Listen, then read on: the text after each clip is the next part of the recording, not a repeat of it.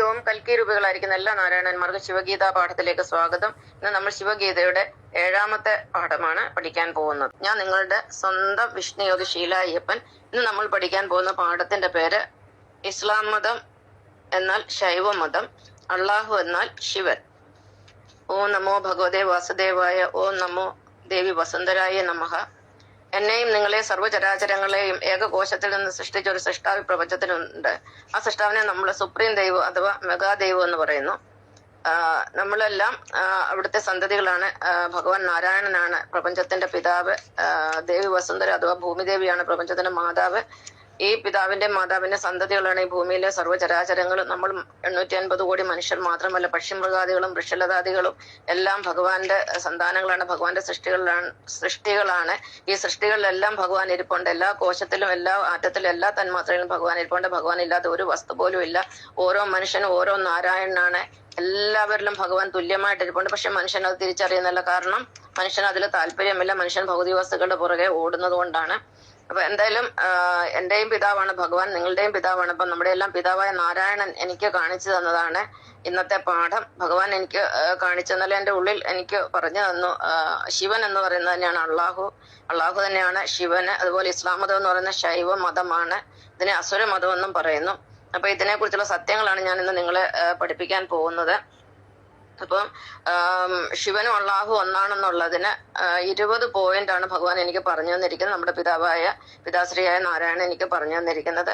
അപ്പൊ ഓർക്ക് നമ്മളെല്ലാം ഭഗവാന്റെ സന്തതികളാണ്. എല്ലാവരും ആത്മ സഹോദരന്മാരാണ്. എല്ലാവരിലും ഭഗവാനുണ്ട്. മണ്ണിലും വെണ്ണിലും തൂണിലും തുരുമ്പിലും ഭഗവാൻ ഇരിപ്പുണ്ട്. നമ്മളിലെല്ലാം ഭഗവാനുണ്ട്. എല്ലാവരും ഭഗവാന്റെ മക്കളാണ്. അതിൽ യാതൊരു മാറ്റവുമില്ല. പക്ഷെ എനിക്ക് പറഞ്ഞു തന്ന കാര്യങ്ങൾ, വെളിപ്പെടുത്തേണ്ട കാര്യങ്ങൾ എനിക്ക് വെളിപ്പെടുത്താതിരിക്കാൻ പറ്റുകയില്ല. അതുകൊണ്ട് ഈ അള്ളാഹുവും ശിവനും ഒന്നാണെന്നുള്ളതിന്റെ 20 പോയിന്റുകളാണ് നമ്മളിപ്പോ പഠിക്കാൻ പോകുന്നത്. ഒന്നാമത്തെ പോയിന്റ് എന്ന് പറയുന്നത് ചന്ദ്രക്കലയും നക്ഷത്രവും ഭഗവാൻ ശിവന്റെ ആഭരണങ്ങളാണ്. രണ്ടാമത്തേത് 786 എന്ന വിശുദ്ധ നമ്പർ. അത് നമ്മൾ ഒരു പ്രത്യേക രീതിയിൽ അറേഞ്ച് ചെയ്ത് എഴുതിയാൽ അത് ഓം എന്നായി മാറുന്നതായി കാണാം. അത് ഞാൻ നിങ്ങളെ എഴുതി കാണിക്കുന്നതാണ്. മൂന്നാമത്തേത് ഭഗവാൻ ശിവൻ സംഹാരമൂർത്തിയാണ്. അതുകൊണ്ട് ഇസ്ലാം മതം ലോകത്തെ കാഫറുകളെ സംഹരിക്കാനായി ഓടി നടക്കുന്നു. കൂടാതെ ലോകത്തിലുള്ള മൃഗങ്ങളെ ബലിയുടെ പേരിൽ അല്ലെങ്കിൽ ബക്രീദിന്റെ പേരിൽ കശാപ്പ് ചെയ്യുന്നു. ഇതും സംഹാരമാണ്. നാലാമത്തെ ശിവന് ഭഗവാൻ ശിവന് ലിംഗമാണ് പ്രധാനം. അതിനാൽ ഇസ്ലാമിൽ ലിംഗപൂജ ലിംഗപൂജ എന്ന് പറഞ്ഞാൽ സ്വന്തം ലിംഗം കൊണ്ട് പൂജ നടത്തുക എന്നാണ്. ഇവിടെ പ്രകൃതി വിരുദ്ധ ലിംഗപൂജ ഇവർ നടത്താറുണ്ട്. ഇത് ശിവാരാധനയുടെ ഭാഗമാണ്. അഞ്ചാമത്തെ ശിവലിംഗത്തിന് ചർമ്മമില്ല. അതിനാൽ മുസ്ലിങ്ങൾ ലിംഗപരിച്ഛേദനം ചെയ്യുന്നു. നിങ്ങൾ കണ്ടിട്ടുണ്ടോ ശിവലിംഗം? അതിന് ചർമ്മമില്ല. അതുകൊണ്ട് മുസ്ലിങ്ങള് തങ്ങളുടെ ലിംഗം പരിച്ഛേദനം ചെയ്യുന്നു. അടുത്ത പോയിന്റ് ആറാമത്തേത് ഭഗവാൻ ശിവൻ സ്വന്തം ലിംഗം മുറിച്ച് ദാരുവനത്തിൽ എറിഞ്ഞതായി സ്കന്ദ പുരാണവും വാമന പുരാണവും പറയുന്നു. അപ്പൊ സ്വന്തം ലിംഗം കട്ട് ചെയ്തെറിഞ്ഞ ആളാണ് ഭഗവാൻ ശിവന്. അപ്പൊ ഇസ്ലാം മതത്തില് ലിംഗത്തിന്റെ അഗ്രചർമ്മം കട്ട് ചെയ്യുന്നാൽ നമുക്കൊന്നും പറയാൻ പറ്റുകയില്ല. ഏഴാമത്തേത് ശിവന് 4 ഭാര്യമാർ. അതിനാൽ ഇസ്ലാം മതത്തിലെ 4 വിവാഹം, പുരുഷന്മാർക്ക് 4 വിവാഹം അനുവദിച്ചതായിട്ട് പറഞ്ഞു കേൾക്കുന്നുണ്ട്. അതാണ് സത്യമെന്ന് ആണ് എനിക്ക് മനസ്സിലായിട്ടുള്ളത്. അപ്പം ഭഗവാൻ ശിവന് 4 ഭാര്യമാരാണുള്ളത്. അതിൽ പ്രധാന ആദ്യത്തെ ഭാര്യ എന്ന് പറഞ്ഞാൽ സതിയാണ്. പിന്നീട് സതി ആത്മഹത്യ ചെയ്ത് മരിച്ച് പുനർജനിച്ച ആളാണ് പാർവതി. വിവാഹം കഴിച്ചു. അതിന്റെ കൂടെ ഗംഗ എന്ന് പറഞ്ഞാൽ ഗംഗാദേവിയുടെ ഒരു പ്രതിരൂപത്തെ തന്റെ മുടിക്കുള്ളിൽ, ജടയ്ക്കുള്ളിൽ അദ്ദേഹം ഒളിപ്പിച്ചു വെക്കുന്നു. അതൊരു പെണ്ണിനെ അടിച്ചു മാറ്റി ഒളിപ്പിച്ചു വെക്കുന്നതിന് തുല്യമാണ്. അപ്പം ഗംഗയെ എന്ന് പറയുന്നതും ഭഗവാന്റെ ഭാര്യയായിട്ട് കണക്കാക്കാം. പിന്നെ മോഹിനി, വിഷ്ണു ഭഗവാന്റെ മോഹിനി രൂപം കണ്ട് മോഹിച്ച ശങ്കർ ഭഗവാന് അതിലൊരു കുഞ്ഞിനെയും ജനിപ്പിച്ചു കൊടുത്തു. അതാണ് സാക്ഷാൽ അയ്യപ്പൻ എന്ന് പുരാണം പറയുന്നു. ഇനി എട്ടാമത്തെ ശിവൻ തന്നേക്കാൾ 50 വയസ്സ് പ്രായക്കുറവുള്ള പാർവതിയെ പരിണയിച്ചു.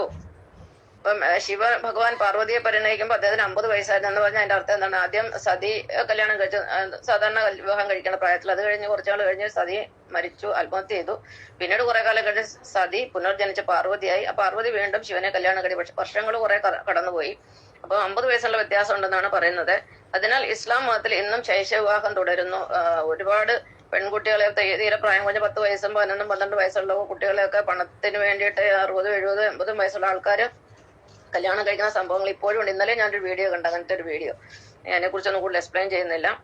ഈ 9ാമത്തെ ഭഗവാൻ ശിവൻ ഭസ്മലേപനം ഇഷ്ടപ്പെടുന്ന ആളാണ്. ഭസ്മം എന്ന് പറഞ്ഞാല് ഈ എന്താ പറയുന്ന ശവം കരിച്ച അല്ലെങ്കിൽ ചിതാഭസ്മം അതാണ് അദ്ദേഹത്തൊക്കെ പൂശുന്നതാണ് പറയുന്നത്. ചുടലയിൽ നൃത്തം ചെയ്യുന്നതാണല്ലോ ഭഗവാൻ ഇഷ്ടം. പിന്നെ ശിവഭക്തരൊക്കെ ചന്ദനം അണിയത്തില്ല, അവരൊക്കെ ഭസ്മമാണ്. ഭസ്മം എന്ന് പറഞ്ഞാൽ ഒരു വസ്തു കരിഞ്ഞ് അല്ലെങ്കിൽ അതിനെ ദഹിപ്പിച്ചു കഴിഞ്ഞ് കിട്ടുന്ന ആ ഒരു പൊടിയാണ് ഭസ്മം. ചാണകം കൊണ്ടാണ് സാധാരണ ഇതിൽ ആളുകൾ ഭസ്മം ഉണ്ടാകുന്നത്, ചാണകം കരിച്ചതിന് ശേഷം. പിന്നെ അതുപോലെ ഏതെങ്കിലും വൃക്ഷങ്ങളോ അല്ലെങ്കിൽ മരങ്ങളൊക്കെ കത്തിയാലും നമുക്ക് ആ ചാരം കിട്ടും. ചാരം തന്നെയാണ് ഭസ്മം. അതുപോലെ ശവശരീരം കത്തിയെറിഞ്ഞാലും ഭസ്മം കിട്ടും. അപ്പൊ ഈ ഭസ്മത്തിനെയാണ് ശിവഭക്തരെ അണിയുന്നത്. അപ്പൊ ഈ ശിവന്റെ ഭസ്മലേപനമാണ് നിസ്കാരത്തഴമ്പ് എന്നാണ് ഭഗവാൻ പറയുന്നത്. നിസ്കാരത്തഴമ്പ് ഞാൻ ചെറുപ്പത്തിലൊക്കെ നിസ്കാരത്തഴമ്പൊക്കെ പലരുടെയും കണ്ടിട്ടുണ്ട്. അപ്പോൾ ഞാൻ വരിക്കും ഇവരെന്താ ഭസ്മം തൊട്ടിരിക്കുവാണോ എന്ന്. അതാണ് 9. 10. കാബയിൽ പ്രദക്ഷിണം ചെയ്യുന്നത് ശിവാരാധനയാണ്. ഈ പ്രദക്ഷിണം ചെയ്യുന്ന കാബയ്ക്ക് വലം വയ്ക്കുകയോ ഇടം വയ്ക്കുകയോ ഒക്കെ ചെയ്യുന്നുണ്ടെങ്കിൽ പ്രദക്ഷിണം ചെയ്യുന്നു, അത് ശിവാരാധനയുടെ ഭാഗമാണ്. 11. തലമുണ്ടനം ചെയ്യുന്ന ശിവാരാധനയാണ്. പളനിയിലൊക്കെ കണ്ടിട്ടില്ലേ, ഭഗവാൻ ശിവന്റെ പുത്രനായ മുരുകന്റെ സന്നിധിയില് തലമുണ്ടനം ചെയ്യുന്നു. അപ്പൊ ഇവിടെ ഒരു കോൺട്രഡിക്ഷൻ വരും. അപ്പം വെങ്കടേശ്വര സ്വാമി മഹാവിഷ്ണു ആണല്ലോ, അവിടെയും തലമുണ്ടനം ചെയ്യുന്നുണ്ടല്ലോ എന്ന് പറയുന്നു. പക്ഷെ അതിന്റെ പുറകിൽ മറ്റൊരു കഥ പറയുന്നതായിട്ട് കേട്ടിട്ടുണ്ട്. അവിടെ ഒരു മുരുകക്ഷേത്രമായിരുന്നു. ആ മുരുകക്ഷേത്രം ആളുകളെ പിടിച്ചെടുത്തിട്ട് അതിനെ വിഷ്ണു ക്ഷേത്രമാക്കി മാറ്റിയതാണെന്നും പറയപ്പെടുന്നുണ്ട്. എന്തായാലും തലമുണ്ടനം ചെയ്യുന്നത് ആര് ചെയ്താലും അത് അസുരാരാധന അഥവാ ശിവാരാധനയുടെ ഭാഗമാണ്. 12. ഹജ്ജ് സമയത്ത് പുരുഷന്മാർ ഉപയോഗിക്കുന്ന വസ്ത്രം, അതിനെ ഇഹ്റാം എന്നാണ് പറയുന്നത്. അത് ശൈവാരാധനയുടെ ഭാഗമാണ്. ഇത് 2 മുണ്ടുകളാണ്. അത് മുണ്ടുകൾ എന്ന് പറഞ്ഞാൽ അത് തയ്ക്കാത്ത 2 മുണ്ടുകൾ. നമ്മുടെയൊക്കെ ഈ നാട്ടിലത്തെ സെറ്റ് മുണ്ട് പോലെ 2 തരം മുണ്ടുകൾ, ഒന്ന് അടിഭാഗത്തും ഒന്ന് മേൽഭാഗത്തും ഉടുക്കുന്നതാണ്. അപ്പൊ ഈ തരം വസ്ത്രങ്ങൾ ഉടുത്തുകൊണ്ടാണ് പുരുഷന്മാർ അവിടെ ഹജ്ജ് ചെയ്യുന്നത്. അപ്പം ഇതുപോലത്തെ ഉള്ള വസ്ത്രധാരണ രീതി ജൈൻ മതത്തിലും നമുക്ക് കാണാം. ജൈനന്മാരും കാണാം ഇതുപോലത്തെ വസ്ത്രങ്ങൾ 2 മുണ്ടും കൊടുത്തുകൊണ്ട് ഇതുവഴിയൊക്കെ പോകുന്ന ഞാൻ ബോംബെയിലൊക്കെ നടക്കുന്നത് ഞാൻ കണ്ടിട്ടുണ്ട്. അപ്പൊ ജൈനന്മാരെന്ന് പറഞ്ഞാൽ അവരും ശിവഭക്തരാണ്. അവരും ശരിക്കും പറഞ്ഞാൽ ശൈവമതക്കാരാണ്. പക്ഷെ അവരിൽ അക്രമം ഇല്ലെന്നുള്ളതേ ഉള്ളൂ. എന്നാൽ അവരിൽ ലിംഗപൂജ പ്രാധാന്യമുണ്ട്. ദിഗംബരന്മാരെന്ന് പറഞ്ഞ് വസ്ത്രം എടുക്കാത്ത ഒരു കൂട്ടരുണ്ട്. അതിനകത്ത് അവര് പിന്നെ വസ്ത്രം എടുക്കത്തില്ല. അപ്പം അത് വസ്ത്രം കൊടുക്കാത്തൊക്കെ ശിവാരാധനയുടെ ഭാഗമാണ്. അവർക്ക് കൈലാസം എന്ന് പറയുന്ന കൈലാസ പർവ്വതം അവരുടെ ഗ്രന്ഥങ്ങളിൽ ഒരു പ്രധാനപ്പെട്ട ഒരു സ്ഥലം തന്നെയാണ്. അതിന് വളരെയധികം പ്രാധാന്യം കൊടുത്തിട്ടുണ്ട്. അപ്പം ജൈൻമതവും ശൈവമതം തന്നെയാണ്. ഇനി 13. സംസഞ്ജലം എന്നാൽ ഗംഗാജലം എന്നാണ്. സംസം, അതിനകത്ത് 2 അക്ഷരങ്ങൾ റിപ്പീറ്റ് ചെയ്യുന്നുണ്ട്. സായും സായും. ഗംഗയിലും ഗായും റിപ്പീറ്റ് ചെയ്യുന്നുണ്ട്. ശിവൻ ഇവിടെ ഉണ്ട്, അവിടെ ഗംഗ ഉണ്ടായിരിക്കും. അതുകൊണ്ടാണ് പിന്നെ ഈ മക്കയില് പിന്നെ ശിവലിംഗം അല്ലെങ്കിൽ എന്താ പറയുന്ന അവിടുത്തെ ആ കാബയുടെ അടുത്ത് തന്നെ സംസം ജലമുള്ളത്. സംസം ജലം എന്ന് പറയുന്നത് ഗംഗാജലമാണ്. അടുത്തത് 14. മക്കയിലെ ഹജർ അൽ അസ്വദ് എന്ന ഒരു കല്ലുണ്ട് അവിടെ. അതിനെ ഇവര് ഒക്കെ അവിടുത്തെ ഹജ്ജ് സമയത്ത് തന്നെ മുത്തുമൊക്കെ ചെയ്യുന്നുണ്ട്, അതിന് ഉമ്മൊടുക്കൊക്കെ മോഹിക്കുന്നുണ്ട്. ഇത് സതിയുടെ യോനിയെ സൂചിപ്പിക്കുന്നു. അത് ശിവലിംഗം തന്നെയാണ്. ശിവലിംഗം എവിടെയുണ്ട് അവിടെ യോനി ഉണ്ടാവും. അപ്പൊ അവിടെ ഒരു കല്ലുണ്ട്, അത് സതിയുടെ യോനി അഥവാ അത് ലിംഗം തന്നെയാണ്, ലിംഗത്തെ സൂചിപ്പിക്കുന്നു. 15. 8400 വർഷം മുമ്പാണ് ശുക്രാചാര്യര് സ്ഥാപിച്ച ഒരു കല്ലാണിത്. ഈ കല്ലെന്ന് പറയുന്നത് ശുക്രാചാര്യ സ്ഥാപിച്ചാണ്. അത് അസുരന്മാരുടെ ഗുരുവാണ്, ശൈവരുടെ ഗുരുവാണ് ശുക്രാചാര്യ. അദ്ദേഹം സ്ഥാപിച്ചാണ് ഈ കല്ല്. അടുത്ത പോയിന്റ്, ശുക്രാചാര്യരാണ് അസുരന്മാർ അല്ലെങ്കിൽ ശൈവരുടെ ഗുരു. അപ്പൊ അതുകൊണ്ടാണ് ഈ ശൈവർക്ക് വെള്ളിയാഴ്ച വളരെ പ്രാധാന്യമാണ്. വെള്ളിയാഴ്ചയ്ക്ക് സംസ്കൃതത്തിലും ഹിന്ദിയിലും ശുക്രവാർ എന്നാണ് പറയുന്നത്. അവർക്ക് പ്രധാനപ്പെട്ട ആരാധന ദിവസമാണ് ശുക്രവാർ. അപ്പൊ ഇത് ശുക്രാചാര്യരുടെ അസുരഗുരുവായ ശുക്രാചാര്യരുടെ പേരിൽ അദ്ദേഹത്തിനെ അനുസ്മരിപ്പിക്കാനാണ്, അല്ലെ അദ്ദേഹത്തിനെ അനുസ്മരിക്കാനാണ് വെള്ളിയാഴ്ചകൾ അല്ലെങ്കിൽ ശുക്രവാരത്തില് ഇവർ പിന്നെ ആരാധനയ്ക്കായി വിനിയോഗിക്കുന്നത്, അല്ലെ നിസ്കാരവും ഒക്കെ പ്രത്യേകം നടത്തുന്നത് ഈ വെള്ളിയാഴ്ചകളിലാണ്. ഇനി 17.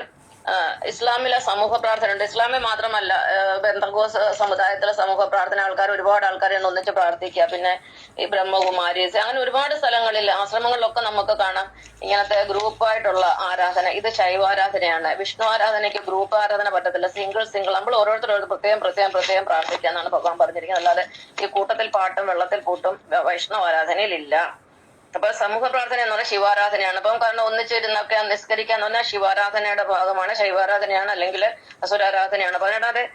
ഭഗവാൻ ശിവൻ എന്ന് പറഞ്ഞാൽ തലവെട്ടുന്ന ദൈവമാണ്. ഇസ്ലാം മതത്തിൽ തലവെട്ടലുണ്ട്. അപ്പൊ ശിവൻ തലവെട്ടുന്ന 3 തവണ തലവെട്ടിയതായിട്ട് നമ്മുടെ ഗ്രന്ഥങ്ങൾ, നമ്മുടെ പുരാണങ്ങൾ പറയുന്നുണ്ട്. ശിവന്റെ ആദ്യത്തെ അമ്മായിയച്ഛൻ, അതായത് സതിയുടെ അച്ഛനാണ് ദക്ഷ പ്രജാപതി. സതി തീർച്ചയാടി ആത്മഹത്യ ചെയ്തു. അത് സ്വന്തം പിതാവ് കാരണമാണെന്ന് മനസ്സിലാക്കിയ ശിവൻ അദ്ദേഹത്തിന്റെ തല വെട്ടിക്കളഞ്ഞു, ദക്ഷ പ്രജാപതിയുടെ. അപ്പൊ അവിടെ ഒരു തല വെട്ടി, പിന്നീട് ആടിന്റെ തല ചേർത്തു എന്നൊക്കെയാണ് പറയുന്നത്. അതിലെത്ര സത്യമുണ്ടെന്ന് നമുക്ക് ഊഹിക്കാവുന്നതേ ഉള്ളൂ. അപ്പം ദക്ഷപ്രജാപതിയുടെ തല ഭഗവാൻ ശിവൻ വെട്ടി, രണ്ടാമത് സ്വന്തം പുത്രനായ ഗണപതിയുടെ തല അദ്ദേഹം വെട്ടി, മൂന്നാമതായിട്ട് ബ്രഹ്മാവിന് 4 തലയുണ്ടെന്നാണ് പറയുന്നത്. ഈ 4 തല എന്ന് പറയുന്നത് 4 വശത്തോട്ടും, അതായത് എല്ലാ വശത്തോട്ടും ഒരു മനുഷ്യൻ നോക്കുന്നതന്നെയാണ്. മുന്നോട്ടും പുറകോട്ടും അങ്ങോട്ടും ഇങ്ങോട്ടും എല്ലാം നോക്കി ഒരു കോൺസെൻട്രേഷൻ ഇല്ലാത്ത ഒരു മനുഷ്യനെയാണ് ബ്രഹ്മാവിനെ സൂചിപ്പിക്കുന്നത്. ഒരു പച്ച മനുഷ്യന്മാർക്കൊന്നും പെട്ടെന്ന് മനസ്സിൽ ഒരു സ്ഥലത്തൊന്നും മനസ്സിനെ കേന്ദ്രീകരിക്കാൻ പറ്റത്തില്ല. അവരെല്ലാ സ്ഥലത്തോട്ടും ഇപ്പോൾ അങ്ങോട്ടും ചാടും ഇങ്ങോട്ടും ചാടും എല്ലാം മറുകണ്ഠം ചാടുന്ന ആളുകളാണ്. സാധാരണ മനുഷ്യര് നിർഗുണ പരബ്രഹ്മങ്ങളായിട്ടിരിക്കുന്ന മനുഷ്യരുടെ റെപ്രസെന്റേറ്റീവ് ആണ് ബ്രഹ്മാവ്. എന്തിനായാലും ബ്രഹ്മാവിന് 5 തലയുണ്ടെന്നാണ് വെപ്പ്. പക്ഷെങ്കിൽ അതിൽ ഒരെണ്ണം ശിവൻ വെട്ടിക്കളഞ്ഞു എന്നാണ് പറയുന്നത്. അപ്പം പിന്നെ 4 ബാക്കിയുള്ളൂ. അപ്പൊ ചതുരാനനല്ല, പഞ്ചാനനായിരുന്നു. പക്ഷെ ചതുരാനനാക്കി മാറ്റി. അപ്പം എന്ത് തന്നെയായിരുന്നാലും പിന്നെ ബ്രഹ്മാവിന്റെ തല വെട്ടിയെന്ന് പറയുന്നത്. അപ്പം ബ്രഹ്മാവിന്റെ തല, പിന്നെ ദക്ഷപ്രജാപതിയുടെ തല, ഗണപതിയുടെ തല, ഇങ്ങനെ 3 പേരുടെ തല വെട്ടിയ ആളാണ് ശിവൻ. അപ്പം പിന്നെ ഇസ്ലാമിൽ തലവെട്ടൽ എന്ന് പറയുന്നതിന് നമുക്കൊന്നും പറയാൻ പറ്റത്തില്ല. ഇനി 19-ാമത്തേത് മൃഗബലി, നരബലി എല്ലാം ശിവാരാധനയുടെ ഭാഗമാണ്. ഇന്ത്യയിൽ തന്നെ നമ്മൾ കണ്ടിട്ടില്ലേ, പിന്നെ കാളി ക്ഷേത്രങ്ങൾ, ശിവന്റെ മറ്റൊരു ഭാര്യയാണല്ലോ കാളി, അതായത് പാർവതി. അവിടെ ഒരുപാട് ആടുകളെയൊക്കെ ബലി കൊടുക്കുന്ന, പണ്ട് തൊട്ടേ ഇന്ത്യയിലും ഒരുപാട് ബലി സമ്പ്രദായങ്ങളൊക്കെ ഉണ്ടായിരുന്നു. ഇതെല്ലാം ശിവാരാധനയുടെ ഭാഗമാണ്. അസുരന്മാരുടെ ആരാധനയാണ്. ബലി കൊടുക്കുക എന്ന് പറഞ്ഞാൽ ചോര ഒഴുക്കുക എന്നുള്ളതാണ് ഇവരുടെ ഏറ്റവും ഇഷ്ടപ്പെട്ട ഒരു വിനോദം എന്ന് വേണമെങ്കിൽ നമുക്ക് പറയാം. ഇപ്പൊ മൃഗബലിയും നരബലി, ഇപ്പം തന്നെ പൊട്ടിത്തെറിക്കാൻ പോയിരിക്കുന്ന ആൾക്കാർ, ഇതെല്ലാം എന്താണ്? ഇതൊക്കെ നരബലിയാണ് അവർ നടത്തുന്നത്. മറ്റുള്ളവരെ കൊല്ലുന്നതോ ദൈവത്തിന്റെ പേര് ദൈവത്തെ കൊല്ലുന്ന എല്ലാം നരബലിയാണ്. അപ്പൊ കാഫറുകളെ കൊല്ലണമെന്ന് പറയുന്നത് അത് നരബലിയുടെ ഭാഗമാണ്. അപ്പൊ ഈ നരബലി, മൃഗബലി എല്ലാം എന്താ പറയാ, അതെല്ലാം ശിവാരാധനയുടെ ഭാഗമാണ്. ശൈവാരാധനയാണ്, അസുരാരാധനയാണ്. ഇനി അവസാനത്തെ 20-ാമത്തേത് മാംസഭക്ഷണം ആണ് ശൈവർക്ക് ഏറ്റവും പ്രിയം. കാരണം അസുരന്മാരാണ് പൊതുവെ ശൈവർ എന്ന് പറയുന്നത്. ഇവർക്ക് മാംസാഹാരത്തോടാണ് പ്രധാനം. അതുകൊണ്ട് ഇസ്ലാം മതത്തിലും മാംസാഹാരം വളരെ പ്രാധാന്യം അർഹിക്കുന്നു. തന്നെയുമല്ല, ഈ വ്രത സമയത്ത് പോലും മാംസം കഴിച്ചിട്ട് വ്രതം എടുക്കുന്നത് ഈ ശൈവരാണ്. മറ്റൊരു വൈഷ്ണവരോ മറ്റു ആളുകളൊന്നും ഒരിക്കലും മാംസാഹാരം എടുത്തുകൊണ്ട് അല്ലെങ്കിൽ ഭക്ഷിച്ചുകൊണ്ട് പിന്നെ വ്രതം ഒന്നും എടുക്കത്തില്ല. ആ സമയത്തൊക്കെ നമ്മൾ എല്ലാം മാംസാഹാരങ്ങളെല്ലാം വർജിക്കുകയാണ് ചെയ്യുന്നത്. അപ്പം ഈ ശൈവരായതുകൊണ്ടാണ്, അല്ലെ ഇസ്ലാം എന്ന് പറഞ്ഞ ശൈവരായതുകൊണ്ടാണ് ഈ ഒരു വ്രത സമയത്ത് മാംസാഹാരം ഭക്ഷിക്കുന്നത്. അപ്പൊ ഇങ്ങനെ ഞാൻ 20 പോയിന്റ് ഞാൻ പറഞ്ഞു തന്നു. ഇതെല്ലാം സൂചിപ്പിക്കുന്നത് എന്താണ്? ഇസ്ലാം മതം എന്ന് പറയുന്നത് ശൈവമതമാണ്, അതായത് അസുരമതമാണ്. ഇവരുടെ ദൈവം ആണ് അള്ളാഹു. അള്ളാഹു എന്ന് പറഞ്ഞാൽ അത് ശിവൻ തന്നെയാണ്. നന്ദി, നമസ്കാരം.